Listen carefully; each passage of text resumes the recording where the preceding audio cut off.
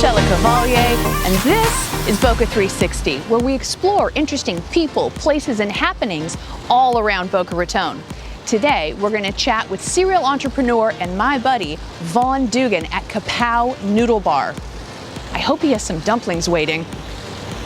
Let's go.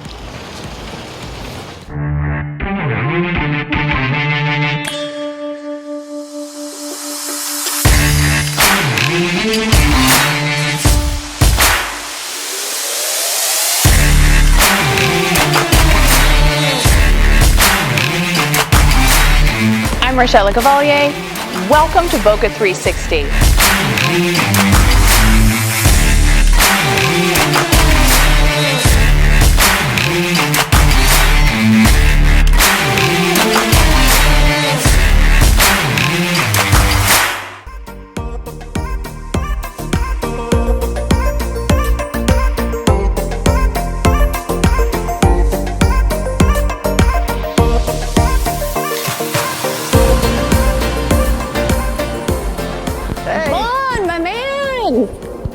What's up? Good to see you. Sorry to keep you waiting. I think I kept you waiting. I'm so excited that you agreed to be on Boca 360. I can't wait to get caught up. Wouldn't miss it. Should we have a seat at the bar? Let's do it. The best bar in town, you guys. Come on. So we're here at Kapow Noodle Bar. We are. Far from your only accomplishment, I might add, but like, I love this place. It's probably one of my favorite places too. This is, I think, the place where I first heard about Vaughan Dugan and, you know, the entire group and what you all are doing that's so exciting. So this wasn't the impetus, though. It was not, no. How did you come to even be in Florida? So, that's a great question. So I'm born and raised in Newport, Rhode Island. Yes. Got a 0.0 GPA at Northeastern University, and Woo! My parents found out that wasn't perfect. So I kind of got shipped off to South Florida. My grandparents have had a house here since the 70s. Very familiar with Boca Raton. So transplanted to Boca Raton, went to Florida Atlantic University, started a chapter of my fraternity, started throwing nightclub parties, and the rest is sort of history in terms of my history. Were here. you studying graphic arts at FAU, or it was after you graduated that you segued into that? So when I came to FAU, I actually wanted to get into ocean engineering. I ended up transitioning over to the School of Business because that kind of fit my skill set a little bit more. Mm-hmm. And it was during that time where I was throwing these parties for my fraternity and some of these nightclubs that I found myself sitting at Kinko's late at night on that one Mac station in the corner, designing all of my own nightclub flyers.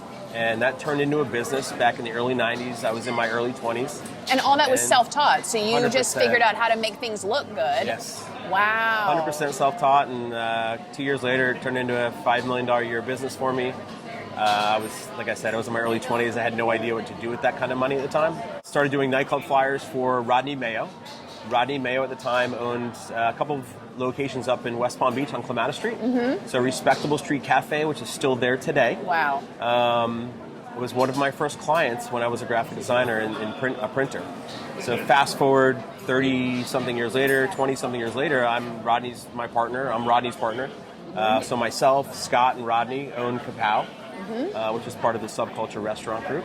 Yes. And Subculture Restaurant Group has a number of really impressive restaurants. Yeah, so everything from coffee shops to Asian restaurants. We own the Dubliner Irish Pub, Dada and Del Rey, Honey. So everything from coffee shops to nightclubs, from Jupiter all the way down to South Beach. It seems like they all have, I mean, for me, what I would say they have in common is that thread of like they're all a unique and interesting and fun place to be. Like Kapow is nothing like Dada, is nothing like Dubliner, is nothing like Subculture, but they're all like these really fun places that the energy is just very unique to what they are. 100%. What would you say is the through line for Subculture? I think you kind of nailed it. So the name in and of itself said it's Subculture, right? Yeah. So it literally, we're trying not to conform to the norm. You know, wow, that kind of rolls off the tongue. I didn't mean it.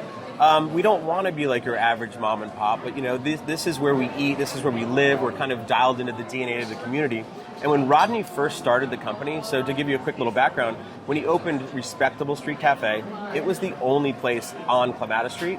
Clematis Street was somewhat dangerous at the time. It wasn't really the most reputable. It's come a long way. So Rodney called it Respectable Street Cafe because he said one day I envision this to be a respectable street. So talk about like, you know. It created the future. Yeah, I mean, Rodney, talk about he's a very humble man. He's the kind of the king of clematis, as a lot of people call him. Wow. But he had a vision. He stuck to it. He cares about everything that he does, from all the employees. And we take our staff to the Keys every year for a staff trip. But working with these guys has been tremendous. But he has a vision, and the culture of all these restaurants, I think, is the same. Each one has a very, like you said, a very like unique flavor. Yes. But they're all part of that trying same too family. hard, right? No. It's like a unique flavor, but like Dada's so cool. Yep. And all of the restaurants Yeah. are so cool without trying so hard. Well, to kind of take a little step back, I had gotten into the pizza business, and I had started a concept called Pizza Fusion. And that was right after the graphic arts printing, yeah. business, and So- then you got yourself out of that. So that turned into 50 restaurants in 13 states. Pizza and 3 Fusion was countries. 50 restaurants? Yeah. I had no idea. And that was an organic pizza concept. Yeah. And it started right here in Boca Raton. It did. And went to 50 restaurants. Yeah. Now I know why people call you a serial entrepreneur. Yeah. So at that time, I was still working with Scott and Rodney. Scott and I are, to this day, still the best of friends.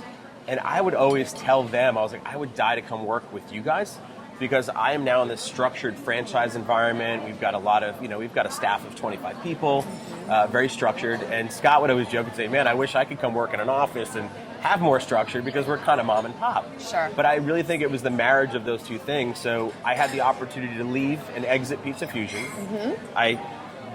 The first place I came was the Dubliner Irish pub, which is right over here across the way. And I was like, all right, Scott, we can do this now. I've got a little money in my pocket, and I want to, work with my two, I guess, mentors. I mean, I really do look up to both of them. They're not only my friends and business partners, but I really admire what they've done. And was that the birth of Kapow? Yep. Wow.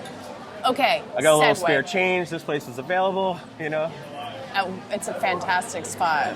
So what's your favorite item on the menu at Kapow? Oh, man. That's a good question. And again, I don't want this to be coy, but I still look at the menu after 8 years. I ask for a menu every time, because Wow. I'm always trying new things. It's always super creative. Yeah, I mean, I love. Even when it love comes to the drinks, the skirt steak food, here. it's always something interesting and new. Yeah. So, and again, we're changing the menu all the time. Yes. And all the restaurants do that, and I think that's an important part of survival in this business. Is you have Absolutely. to evolve in any business. Yes. So yeah, skirt steak is probably one of my favorite big dishes. We have a ton of small shareable dishes. I love all the small plates, Yep. because then I get a lot of variety. It's also one of the first places I came to in Boca Raton where I was able to find cauliflower on the menu, Yep. prepared in an interesting and fresh way. The Brussels sprout dish is one of my very favorites. Yep. I sound like a vegetarian right now, but I'm so not. Well, you're also touching on not a trend, but it's a lifestyle change for many. Sure. The problem is a lot of restaurants treat those dishes like, oh, let's just throw on some veggies on a plate and Sure. satisfy the vegetarian And perhaps and vegan. cover them with cheese. Yeah. Right. Right. Well, that doesn't help. But no, you have to make dishes that you crave, whether you're a vegetarian or not. Yes. So I'm someone that eats meat all the time. Sorry, folks.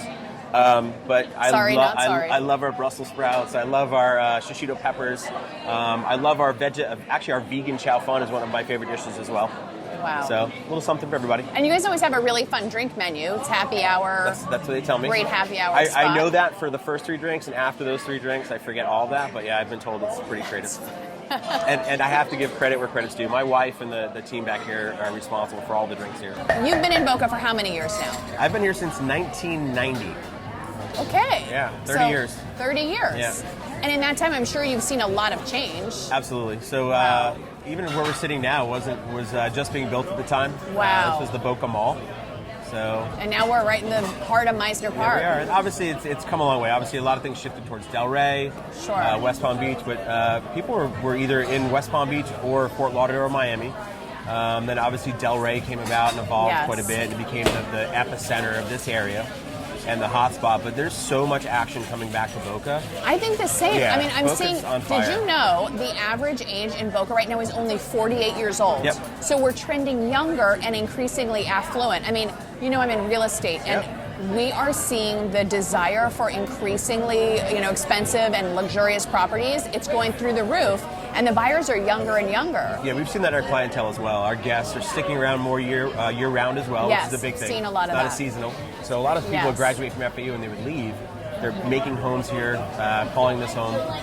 So, It's exciting. I mean, that's probably the thing I'm most excited about right now. Yeah, I think Boca Raton right now is the hottest and trending, most trending north, I guess you'd say, that I've seen it in 30 years. For sure. Yep. So what are you most excited about right now? Oh man, so Subculture has 2 great projects right here in Meisner Thanks. Park. We've got Subculture Coffee right behind the Dubliner. We've Wow. got Lost Weekend over by the iPic movie theater. Tell me about Lost Weekend. Lost Weekend is kind of an adult arcade, all kinds of video games and games from the 80s and 90s. Oh, how fun. Ms. Pac-Man? Oh, yes. Oh, I'm in. Absolutely. I'm in. Skee ball, you name it. my we got God. tacos and a really cool menu. Oh, you pool had tables. me at tacos. We're And good. and then also one of my projects I'm working on right now outside of the group is Varia, which is a food hall. Varia. Yeah, right down by the Yard House in the south end of Meisner Park. Okay. We're curating some of the top chefs in the area. We're going to have about 6 to 8 different concessionaires serving some of the best food that Boca Raton has to offer. Wow. In a very fun, casual environment. What Lots a of entertainment. Hip concept. Yeah. And you know, Boca's becoming so much more walkable. Everybody's gravitating Yes, toward great this point. downtown. Yep. You're going to kill it. Yeah, we're hoping so. That's amazing. Yeah. You keep selling homes, I'll do the rest. So, Vaughn, any parting words? Actually, I'd like to propose a toast. Ooh, a toast. Here's to no longer being your grandparents' Boca Raton. I will drink to that. I'm Rochelle Lecavalier, bringing you the very best of Boca Raton luxury real estate. Cheers!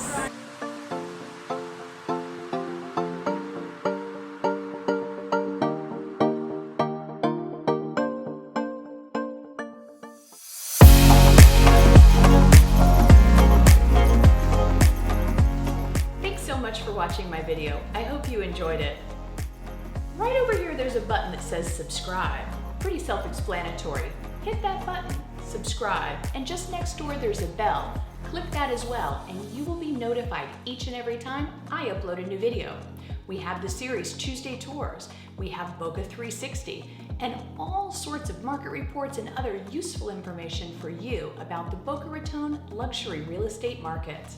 If you have a few minutes, I hope you'll stick around and check out a couple more of my videos. After all, I made them for you. Right here, it's a Tuesday Tours episode, and just here, a market report. I'm Rochelle Lecavalier, bringing you the very best of Boca Raton luxury real estate. Hope to see you soon.